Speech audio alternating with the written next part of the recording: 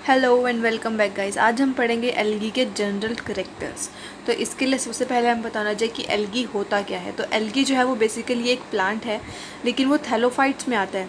इसका मतलब होता है कि प्लांट के अंदर रूट, स्टेम और लीव्स ये सब एब्सेंट है। प्लांट के अंदर रूट, स्टेम और लीव्स एब्सेंट है, लेकिन फिर भी ये एक प्लांट है। इसके अंदर क्लोरोफिल ए प्रेजेंट होता है फोटोसिंथेटिक पिगमेंट की फॉर्म में, और जो रिप्रोडक्टिव सेल्स के बाहर की जो कवरिंग होती है वो इसके अंदर प्रेजेंट नहीं होती है, एब्सेंट होती है। ठीक है। एल्गी की जो स्टडी है उसे हम फाइकोलॉजी कहते हैं। फाइको वर्ड का मतलब एल्गी ही होता है, या फिर इसे हम एल्गोलॉजी भी बोल सकते हैं। तो study of algae is called phycology और एल्गोलॉजी। इसके बाद हमें पता है कि एल्गी हमने बेसिकली कहाँ कहाँ देखी होगी, पॉन्ड्स में, स्ट्रीम्स में, लेक्स में, या फिर वार्म स्प्रिंग्स यानी कि गर्म पानी के झरने, वहाँ पर जो है एल्गी ज़्यादातर पाई जाती है। ये था एक बेसिक करेक्टर। इसके बाद हम देख लेते हैं करेक्टरिस्टिक्स ऑफ एल्गी। तो एल्गी जो है वो थैलोफाइटिक प्लांट है, ये हमने पढ़ लिया। थैलोफाइटिक प्लांट है, रूट, स्टेम, लीव्स एब्सेंट है। क्लोरोफिल प्रेजेंट है इसके अंदर, फोटोसिंथेटिक पिगमेंट क्लोरोफिल प्रेजेंट है। और अब क्लोरोफिल का नाम आ रहा है तो ग्रीन पिगमेंट तो हम सबको याद ही होगा। तो क्लोरोफिल प्रेजेंट है तो ग्रीन कलर में मार्क करते हैं इसे हम। ठीक है। एल्गी जो है वो एक्वेटिक भी हो सकती है, टेरेस्ट्रियल भी हो सकती है, डिपेंड करते हैं कि एल्गी कौन सी है। साइज़ में बहुत सारी वेरिएशंस है इसमें। प्रोकैरियोटिक भी हो सकती है, यूकैरियोटिक भी हो सकती है। सेल वॉल जो है वो सेलुलोज और पैक्टीन की बनी होती है। पिगमेंट्स जो यूजुअली प्रेजेंट होते हैं वो प्लास्टिड्स के अंदर प्रेजेंट होते हैं। वेजिटेटिव रिप्रोडक्शन जो है वो फ्रेगमेंटेशन, स्टोरेज सेल्स या एडवेंटिशियस ब्रांचेस, इन सभी टाइप्स से इसके अंदर वेजिटेटिव रिप्रोडक्शन हो सकती है। क्लोरोफिल के साथ साथ plastids contain many other type of pigments. Protein starch granule pyrenoid is present in association with plastid. मतलब प्लास्टिड के साथ जो है पायरानोइड भी प्रेजेंट होता है। पायरानोइड जो है वो एक प्रोटीन स्टार्च ग्रेन्यूल है, इसके बारे में हम आगे डिटेल में पढ़ेंगे। तो पायरानोइड भी प्रेजेंट होता है प्लास्टिड्स के साथ। ठीक है। इसके बाद असेक्सुअल रिप्रोडक्शन जो है वो मोटाइल स्पोर्स से भी हो सकती है और नॉन मोटाइल स्पोर्स से भी हो सकती है। मोटाइल स्पोर्स का मतलब क्या होता है, जो स्पोर्स मूव कर सकते हैं, और नॉन मोटाइल स्पोर्स का मतलब क्या होता है, नॉन मूविंग स्पोर्स। कार्बोहाइड्रेट्स जो है मेन फूड रिजर्व है, मतलब मेन सोर्स क्या है इनके फूड का, कार्बोहाइड्रेट्स है। अब वो किसी भी फॉर्म में प्रेजेंट हो सकते हैं, जैसे कि स्टार्च, डायटम्यून, लेमिनारिन, मैनिटोल, इन सभी फॉर्म्स में वो फूड कार्बोहाइड्रेट्स जो हैं प्रेजेंट हो सकते हैं। Sex organs are unicellular and non jacketed. Union of gametes में भी आइसोगैमस, एनाइसोगैमस और ऊगैमस। आइसोगैमस का मतलब होता है कि जब सिमिलर तरह के गैमेट्स जो हैं वो आपस में फ्यूज़ करते हैं। एनाइसोगैमस का मतलब होता है कि वो उनकी जो मॉर्फोलॉजी होती है वो तो सेम होती है, लेकिन उनकी फिजियोलॉजी जो होती है वो डिसिमिलर होती है, अलग होती है। ऊगैमस का मतलब होता है कि उनका जो गैमेट्स जो हैं उनका साइज़, स्ट्रक्चर, बिहेवियर डिफरेंट होता है। और जो फीमेल गैमेट होता है ना वो नॉन मोटाइल होता है, यानी कि नॉन मूविंग होता है। मेल गैमेट तो मूविंग होता है, मोटाइल होता है, लेकिन जो फीमेल गैमेट है वो नॉन मूविंग होता है। स्पोरोफाइटिक और गैमेटोफाइटिक जनरेशन्स अगर प्रेजेंट हो एल्गी के अंदर, मतलब अगर ये दोनों स्टेजेस अलग अलग प्रेजेंट है तो ये एक दूसरे पर डिपेंड नहीं करेंगी कभी भी। ऐसा नहीं होगा कि स्पोर्स निकलेंगे तो गैमेट बनेंगे, इस तरह से मतलब ये दोनों आपस में डिपेंड नहीं करेंगे। लोअर एल्गी के अंदर alternation of generations is present. No clear cut alternation of generation is present, लेकिन हायर एल्गी के अंदर ये प्रेजेंट है। अल्टरनेशन ऑफ जनरेशन का मतलब होता है कि कहीं पर जो है प्लांट की लाइफ साइकिल में डिप्लॉयड स्टेज होती है, कहीं पर हैप्लॉयड स्टेज होती है। तो लोअर एल्गी के अंदर ये अल्टरनेशन प्रेजेंट नहीं होता है, लेकिन हायर एल्गी के अंदर ये काफ़ी देखने को मिलता है। नेक्स्ट बात करते हैं हम ओकरेंस और हैबिटेट की। ये हमने पहले ही पढ़ लिया कि एल्गी जो है वो एक्वेटिक प्लांट भी है और टेरेस्ट्रियल भी है, तो दोनों तरह पे पाया जा सकता है। एज एपिफाइट्स भी ये ग्रो करता है। नेक्स्ट हम बात करते हैं कि algae, aquatic algae, terrestrial algae या फिर अनयूजुअल हैबिटेट में जो ग्रो करती है एल्गी, वो एक्वेटिक एल्गी के एग्जांपल्स देख लेते हैं। सबसे पहले एक्वेटिक एल्गी मतलब ऑब्वियस ही बात है जो पानी में ग्रो करेगी, यानी कि ponds, lakes, streams, river tanks, ditches, या फिर ऐसी कोई भी जगह जहाँ पर पानी जो है वो खड़ा हो गया, स्टेगनेंट वाटर है। एग्जाम्पल पढ़ लेते हैं, जैसे ओटिकोनियम, zygnema, cladophora, chara, batrachospermum. Marine forms occur in seas and oceans. तो ये सभी डिफरेंट एग्जाम्पल्स हैं। आप इनमें से कोई भी 2 एग्जाम्पल्स याद कर लेना। एग्जाम्स में पूछे जाए तो 2 या 3 ही एक्सप्लेन करने होते हैं, लेकिन वैसे भी पता होना चाहिए एग्जाम्पल्स। फ्री फ्लोटिंग यूनिसेल्युलर और colonial form covering the surface of water body are called phytoplanktons. Phytoplanktons का मतलब क्या होता है, जो वाटर के साइड में जो सर्फेस होता है वहाँ पर जो प्लांट्स ग्रो करते हैं उन्हें फाइटोप्लैंक्टन्स बोलते हैं, ठीक है। टेरेस्ट्रियल एल्गी के एग्जाम्पल जैसे प्रोटोकोकस, फुचरेरिया। अनयूजुअल हैबिटेट यानी कि जो एज एन एपिफाइट ग्रो करे, मतलब दूसरे प्लांट के ऊपर ग्रो करते हैं। एक प्लांट जो है वो दूसरे प्लांट को सपोर्ट लेता है ग्रो करने के लिए, जैसे कि ऑर्डिगोनियम के अंदर। एंडोफाइट्स के अंदर they grow with in the body of other plant, example Nostoc. ऐसे ये सुना भी होगा ना आपने, नोस्टोक जो है वो एक ब्लू ग्रीन एल्गी है, फिर साइनोबैक्टीरिया के साथ इनका नाम सुना होगा। Epizoics growing on the body of animals, example cladophora. Endozoics growing inside the body of animals, zoochlorella. तो ये सब जो हैं अलग अलग कंडीशंस के हिसाब से एल्गी के टाइप्स हैं कि ये वाला एल्गी कौन सी कंडीशंस में ग्रो करता है। अब थैलस के रेंज देख लेते हैं, range of thallus in algae. Thallus जो है वो सरफेस होता है, वेजिटेटिव स्ट्रक्चर होता है जहाँ पर एल्गी ग्रो करती है। थैलस जो है वो यूनिसेल्युलर थैलाई भी हो सकता है या फिर वो मल्टी सेल्युलर भी हो सकता है। यूनिसेल्युलर थैलाई मतलब कि जो थैलस जो है वो यूनिसेल्युलर हो, एक तरह के सेल्स से ही बना हो। मोटाइल भी हो सकता है, नॉन मोटाइल भी हो सकता है। अब ऑब्वियस सी बात है कि मोटाइल है यानी कि मूविंग है, और मूविंग के लिए हमने क्या स्ट्रक्चर पढ़ा था, फ्लैजिला। फ्लैजिलम जो है वो सेल को मूव करने में हेल्प करता है। अगर आपने इससे पहले वाली बैक्टीरिया पर वीडियो नहीं देखी है तो आप उसे जाकर देखिए, इसका जो लिंक होगा वो मैं ऊपर आई बटन में दे दूँगी, और उसके बारे में उस वीडियो के अंदर मैंने फ्लैजिला के बारे में पूरा एक्सप्लेन किया हुआ है, तो उधर जाकर एक बार उसे देख लें, ठीक है। इसके बाद मोटाइल है तो मतलब फ्लैजिला उसके अंदर प्रेजेंट है, तो क्लैमाइडोमोनास इसका बेस्ट एग्जाम्पल है। नॉन मोटाइल यूनिसेल्युलर मतलब कि नॉन फ्लैजिलेटेड है और इसके अंदर एक रिजिड सेल वॉल है। अब फ्लैजिला एब्सेंट है तो ऑब्वियसली हम थोड़ा आइडिया लगा सकते हैं कि इसके अंदर एक रिजिड सेल वॉल मिलेगी, ठीक है। एक रिजिड सेल वॉल इसके अंदर प्रेजेंट है। ये किसका एग्जाम्पल है, क्लोरेला का एग्जाम्पल है। ये थे यूनिसेल्युलर थैलाई। अगर अब हम बात करते हैं मल्टी सेल्युलर थैलाई की, तो मल्टी सेल्युलर थैलाई यानी कि जिनके अंदर काफ़ी सारे तरह के सेल्स प्रेजेंट है। अब ये कॉलोनियल भी हो सकते हैं, एग्रीगेशन भी हो सकते हैं, फिलामेंटस टाइप्स भी हो सकते हैं, सिफोनस टाइप भी हो सकते हैं। कॉलोनियल का मतलब क्या होता है कि एक जैसे काफ़ी सारे सेल्स जो हैं आपस में एग्रीगेट करें और एक कॉलोनी की फॉर्मेशन करें।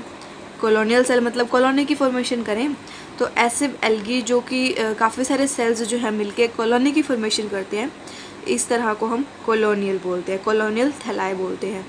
सिनोबियम में भी फ्लैजिलेट और नॉन मोटाइल, मतलब मोटाइल भी हो सकता है और नॉन मोटाइल भी हो सकता है। Aggregation, if the cells are embedded in a mucilaginous and are called palmilloid colonies, such colonies may be irregular in shape, size and number of cells. Filamentous type may be free floating or attached. Example, Urothrix is a very common example of filamentous thalai, ठीक है। इसके बाद सिफोनस type की बात करते हैं। सिफोनस type मतलब उनके अंदर कोई भी क्रॉस वॉल्स नहीं होती, ट्यूब लाइक फिलामेंट्स प्रेजेंट होते हैं सिफोनस टाइप ऑफ थैलाई के अंदर। क्रॉस वॉल्स जो हैं वो अपीयर होती हैं only separate of dead portions of thallus और may appear at the time of formation of reproductive bodies. Example wuchereria. Wuchereria भी बहुत अच्छा एग्जाम्पल है सिफोनस टाइप का, काफ़ी बार आगे भी हम इसके बारे में बहुत पढ़ेंगे और ये बहुत कॉमनली यूज्ड एग्जाम्पल है, आसानी से याद भी हो जाता है। Organisations of thallus in algae. Volvox किसका एग्जाम्पल था, कॉलोनियल का। अब इसके अंदर आप देख पा रहे हो कि बहुत सारे सेल्स जो हैं वो मिलकर एक कॉलोनी की फॉर्मेशन कर रहे हैं। टेट्रास्पोरा किसके एग्जाम्पल है, एग्रीगेशन का।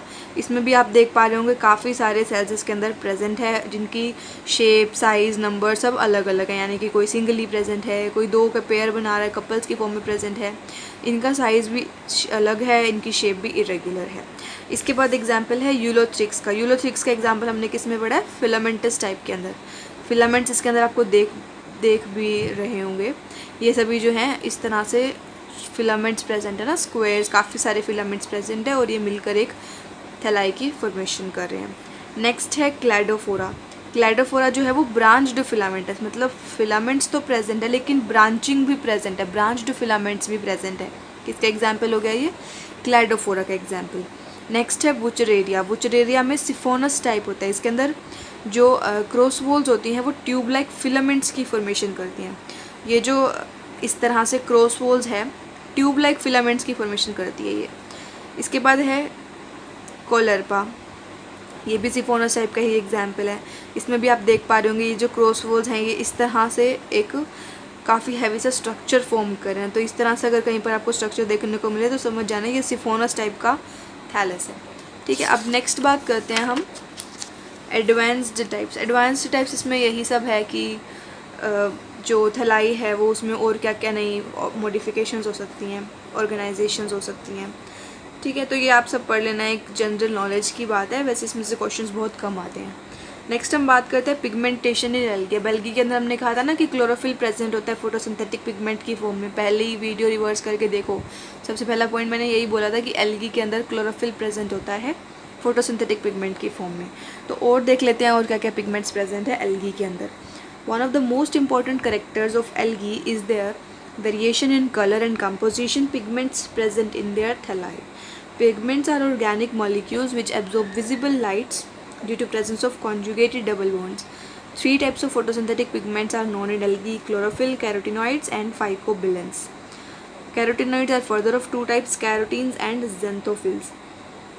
मतलब इसके अंदर एक तो क्लोरोफिल प्रेजेंट है, कैरोटिनोइड्स प्रेजेंट है। कैरोटिनोइड के अंदर क्या क्या प्रेजेंट होता है? कैरोटिन और xanthophylls प्रेजेंट होते हैं। ठीक है, और एक फाइकोबिलिन्स प्रेजेंट है। क्लोरोफिल हमें पता है ग्रीन फैट सोल्यूबल पिगमेंट है और काफ़ी सारी एल्गी के अंदर, ऑलमोस्ट हर एल्गी के अंदर ये प्रेजेंट होता है क्लोरोफिल। कैरोटिनोइड्स की अगर हम बात करें तो कैरोटिनोइड्स जो है ये भी फैट में सोल्यूबल होते हैं और ये येलो पिगमेंट है, येलो कलर प्रोवाइड करता है। 2 टाइप्स के हैं हमने पढ़ा, कैरोटिन और xanthophylls। कैरोटीन्स जो हैं उनके अंदर अनसैचुरेटेड हाइड्रोकार्बन्स होते हैं, जिनके xanthophylls जो हैं वो ऑक्सीजन डेरिवेटिव्स होते हैं। मेनली आप ये देखो कि कैरोटीन्स और xanthophylls जो हैं ये दोनों मिलकर कैरोटिनोइड्स की फॉर्मेशन करते हैं। इसके बाद carotenes absorb blue and green light and transmit yellow and red. मतलब ब्लू और ग्रीन लाइट को एब्जॉर्ब करते हैं और कौन से ट्रांसमिट कर रहे हैं? रेड और येलो लाइट। ब्लू और ग्रीन लाइट को एब्जॉर्ब कर रहे हैं, ब्लू और ग्रीन लाइट को, और कौन सी ट्रांसमिट कर रहे हैं? रेड और येलो। किसका काम है ये? कैरोटीन्स का काम है। xanthophylls जो हैं वो इनके ऑक्सीजन डेरिवेटिव्स हैं। कैरोटीन्स के ऑक्सीजन डेरिवेटिव्स हैं कौन? xanthophylls। Biloproteins, water soluble pigments present in some type of algae are called phycobilins. As the free pigment cannot be separated from associated proteins, the term phycobilins was changed to biloproteins. These are found in 3 algal groups: Cyanophyta, Cryptophyta, Rhodophyta. Mainly 2 kinds of biloproteins, phycocyanin and phycoerythrin. There are 2 types also show differences between 3 algae groups. तो basically बायोप्रोटीन क्या होता है कि अब तक तो हम सब पढ़ रहे थे ना कि फैट सोल्यूबल है, लेकिन बायोप्रोटीन्स जो है वो वाटर सोल्यूबल पिगमेंट्स होते हैं कुछ एल्गी के अंदर, और जिनके अंदर ये वाटर सोल्यूबल होते हैं उनको हम फाइकोबिलिन्स बोलते हैं। अब क्योंकि इनके जो फ्री पिगमेंट्स हैं उनको हम प्रोटीन से अलग नहीं कर सकते, इसीलिए फाइकोबिलिन्स जो है वो एक अप्रोप्रिएट टर्म नहीं लगी और उसको चेंज करके रख दिया बायोप्रोटीन्स। ठीक है, इसके बाद ये टेबल आपको दिख रही होगी, काफ़ी ध्यान से देखो इसको। ये टाइप्स बताए हैं, क्लोरोफिल, कैरोटीन, xanthophylls और बायोप्रोटीन्स। ये सभी जो हैं ये एल्गी के टाइप्स हैं, हमने पढ़ भी लिए हैं। Cyanophyceae, chlorophyceae, xanthophysi, bacillariophyceae, phaeophyceae, rhodophyceae. तो ये सभी जो हैं ये एल्गी के टाइप्स हैं और उसमें बताया गया कि कौन कौन से क्लोरोफिल प्रेजेंट होते हैं, कौन कौन से कैरोटीन्स प्रेजेंट होते हैं, कौन कौन से xanthophylls प्रेजेंट होते हैं, और बायोप्रोटीन्स अगर प्रेजेंट है तो कौन कौन से प्रेजेंट है। इस वाली जो टेबल है इसको काफ़ी ध्यान से याद करना है, इसमें से काफ़ी सारे क्वेश्चंस जो हैं वो सोल्व हो जाते हैं, पूरे चैप्टर के हद तक क्वेश्चंस सोल्व हो जाते हैं। जैसे कि साइनोफाइसी है, क्लोरोफिल ए इसके अंदर प्रेजेंट है। क्लोरोफिल ए जो है वो हर एक एल्गी के अंदर प्रेजेंट है, अगर आप नोटिस कर पा रहे होंगे तो हर एक एल्गी के अंदर क्लोरोफिल ए प्रेजेंट है। इसके बाद क्लोरोफिल बी जो है वो क्लोरोफाइसी के अंदर प्रेजेंट है, क्लोरोफिल ई xanthophysi के अंदर, क्लोरोफिल सी बेसिलेरियोफाइसी के अंदर, chlorophyll c phaeophyceae, chlorophyll d और रोडोफाइसी डी और डी मैं ऐसे याद करती हूँ, आप भी कर सकते हो, काफ़ी ईजी लगता है। क्लोरोफिल डी जो है वो रोडोफाइसी डी में प्रेजेंट है।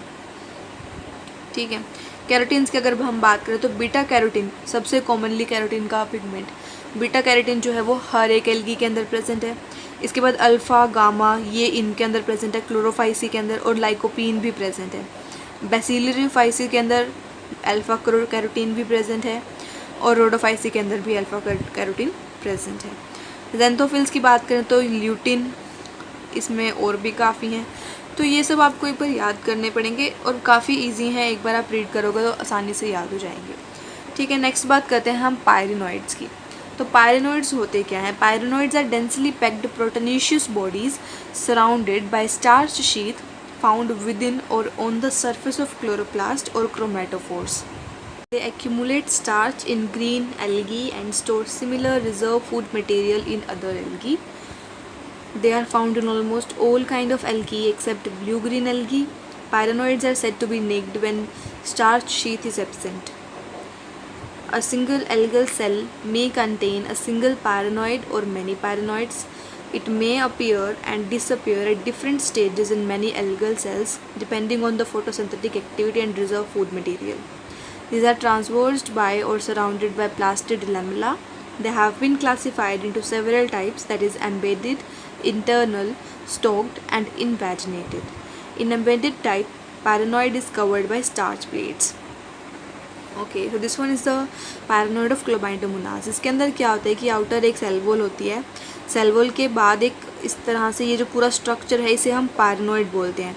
इसके अंदर बाहर जो है ये स्टार्च की कवरिंग होती है। इसके स्टार्च की कवरिंग के अंदर बहुत डेंसली पैक्ड प्रोटीनेशियस बॉडीज होते हैं, प्रोटीन से भरा हुआ होता है ये पैरानॉइड। ठीक है, इसके बाद हम बात करें तो इसके पैरानॉइड मैट्रिक्स इसके अंदर प्रेजेंट है, क्लोरोप्लास्ट, लेमिला, ट्यूब्यूल्स, ट्रेबिक्यूला और ये क्लोरोप्लास्ट एनवेलप। तो ये सब इसके डिफरेंट पार्ट्स हैं।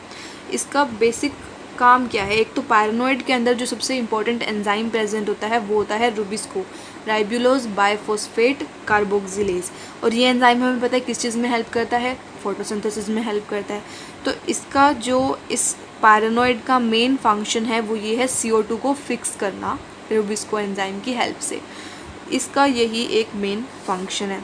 बाकी इसके टाइप्स भी हैं कि ये एम्बेडेड, इंटरनल, स्टोक्ड या इन्वेजिनेटेड, ये सब इसके टाइप्स हैं। आई स्पॉट और stigma, it is the pigment spot which consist of many osmophilic globules और granules having a carotenoid pigment, light sensitive photoreceptor organ. Stigma may be circular, oval or elongated streak or dot which is brownish to reddish in color. It's usually present in chloroplast of some algae like Lamidomonas, Ulothrix, Spirogyra. However, in euglenoids it is present outside chloroplast and cytoplasm. तो ये जो आई spot है या फिर stigma जिसे हम कह रहे हैं, ये एक photosynthetic light sensitive photoreceptor organ है। लाइट सेंसिटिव फोटोरिसेप्टर ऑर्गन है, ये लाइट को एब्जॉर्ब करता है और फिर उस हिसाब से रिएक्ट करता है।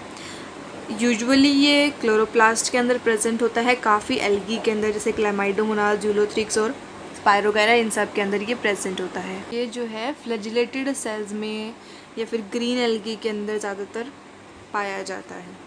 ठीक है, आई स्पॉट या फिर स्टिग्मा के बाद हम बात करते हैं asexual reproduction in algae. Asexual reproduction in algae, तो इसके भी काफ़ी सारे मेथड हैं, जूस्पोर्स, होर्मोस्पोर्स, सिस्ट, एल्पानोस्पोर्स, हिप्नोस्पोर्स, एकाइनीड्स, ओटोस्पोर्स, मोनोस्पोर्स, टेट्रास्पोर्स, पेल्मिला स्टेज, ये सभी जो हैं असेक्सुअल रिप्रोडक्शन के टाइप्स हैं एल्गी के अंदर।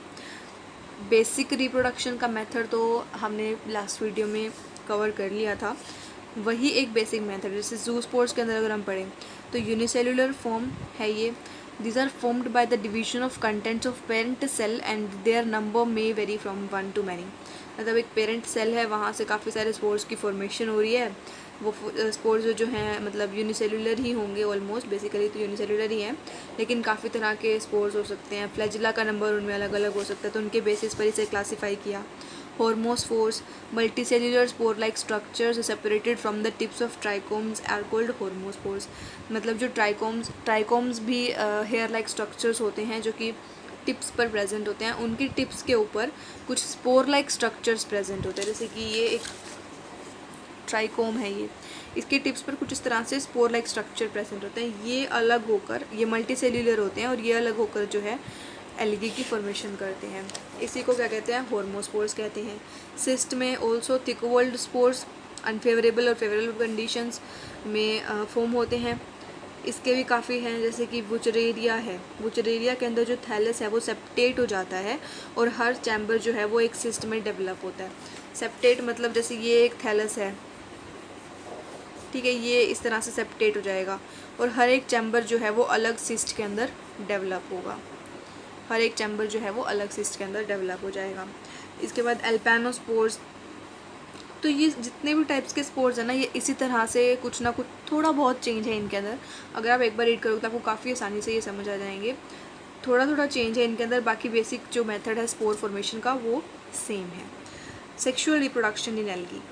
Sexual reproduction is brought about by the fusion of sex cells from male and female sexes, resulting in the production of diploid stage that is zygote। मतलब कि मेल और female sales जो हैं वो मिलके एक डिप्लॉयड स्टेज यानी कि zygote की फॉर्मेशन कर रही है। Gametes are produced within gametangia which are usually unicellular surrounded by sterile jacket। मतलब गैमीट्स कहाँ प्रोड्यूस हो रहे हैं, गैमीटेंगिया के अंदर प्रोड्यूस हो रहे हैं। और गैमीट्स कैसे हैं, फ्लैजिलेटेड हैं यानी कि मोटाइल हैं।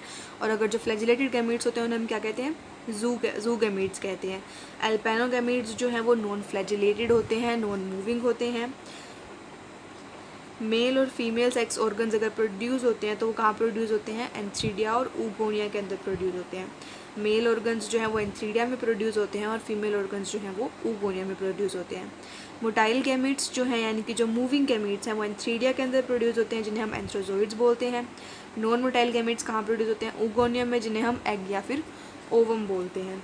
रोडोफाइटा के अंदर क्या होता है, ओगोनियम जो है उसे हम कार्बोगोनियम बोलते हैं और वो नॉन मोटाइल होता है। गैमीट को स्पर्मेटियम बोलते हैं जो कि स्पर्मेंटिएजियम में प्रोड्यूस होता है। आइसोगैमी, ये इसको आप कैसे याद करोगे मैं बताती हूँ। तो दो तरह के हमारे पास गैमीट्स हैं, मेल गैमीट और फीमेल गैमीट। मेल गैमीट है और एक फीमेल गैमीट है, ठीक है। ये दोनों मिलकर ये दोनों हैप्लॉइड है ना, और दोनों हैप्लॉइड मिलकर क्या करेंगे, एक डिप्लॉइड स्टेज की फॉर्मेशन करेंगे। गैमीट्स मिलकर जाइगोट की फॉर्मेशन करेंगे। Gametes meet to form zygotes, ठीक है। अब गैमीट्स कहाँ प्रोड्यूस हो रहे हैं, गैमीट्स प्रोड्यूस हो रहे हैं गैमीटेंगिया के अंदर, गैमीटेंगिया के अंदर, ठीक है। ज़्यादातर यूनिसेलुलर होता है लेकिन मल्टी सेलुलर भी हो सकता है। अब गैमीट्स जो हैं वो भी दो तरह के हो सकते हैं, फ्लैजिलेटेड भी हो सकते हैं और नॉन फ्लैजिलेटेड भी हो सकते हैं। फ्लैजिलेटेड गैमीट्स को हम क्या कहते हैं, जू गैमीट्स बोलते हैं। फ्लैजिलेटेड को हम जू गैमीट्स बोलते हैं और नॉन फ्लैजिलेटेड को हम एल्पेनो गैमीट्स बोलते हैं, ठीक है। मेल और फीमेल ऑर्गन्स की हम बात करें तो जो मेल गैमीट्स हैं वो कहाँ प्रोड्यूस होते हैं, एंथ्रीडिया के अंदर प्रोड्यूस होते हैं। एंथ्रीडिया के अंदर प्रोड्यूस होते हैं। एंथ्रीडिया के अंदर क्या प्रोड्यूस होते हैं, एंथ्रीजोइड्स प्रोड्यूस होते हैं, एंथीरोजोइड्स प्रोड्यूस होते हैं, ठीक है, मोटाइल गैमीट्स। और फीमेल वाले जो हैं वो ऊगोनियम के अंदर प्रोड्यूस होते हैं। ऊगोनियम के अंदर क्या प्रोड्यूस होते हैं, ओवम या फिर एग, ठीक है। तो ये जो है पूरा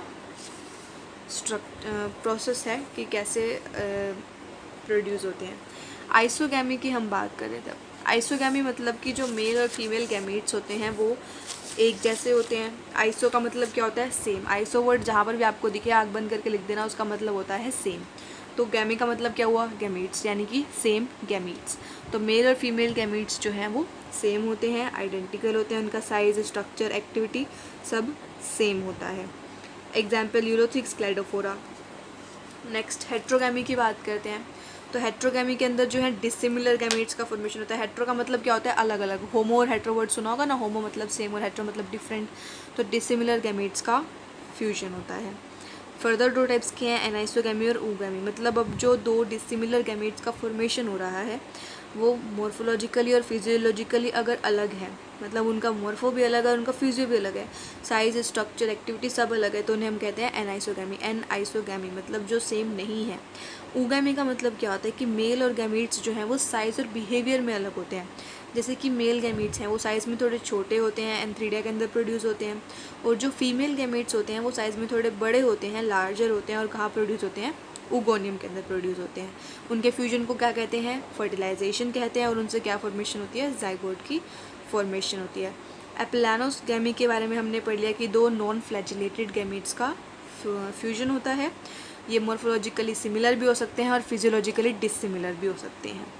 पार्थिनोजेनेसिस का मतलब होता है कि जो फीमेल गैमीट है वो जाइगोट की फॉर्मेशन करते हैं, लेकिन फ्यूजन होने के बिना, फ्यूजन का प्रोसेस नहीं होता है। हमने कहा ना हर जगह की मेल और फीमेल गैमेट जो है वो फ्यूज़ कर रहे हैं, जाइगोट की फॉर्मेशन हो रही है, तो ये तो एक सिंपल फर्टिलाइजेशन का प्रोसेस था। पार्थिनोजेनेसिस में क्या होता है कि मेल और फीमेल गैमेट की फ्यूजन नहीं होती है, फ्यूजन के बिना ही जाइगोट की फॉर्मेशन होती है। ओनली जो फीमेल गैमेट है वो जाइगोट की फॉर्मेशन करता है without undergoing the process of fusion, and its resultant are called as parthenospore या फिर एजाइगोस्पोर। पार्थिनोस्पोर आई गेस ज़्यादा इजी वर्ड है, क्योंकि पार्थिनोजेनेसिस से जो स्पोर्स प्रोड्यूस होंगे, जाइगोट प्रोड्यूस होगा, उसे हम क्या कहते हैं, पार्थिनोस्पोर, और इस प्रोसेस को हम कहते हैं parthenogenesis. Example spirogyra, oedogonium. So this was the general characters of algae. Hope you like the video. Thanks for watching.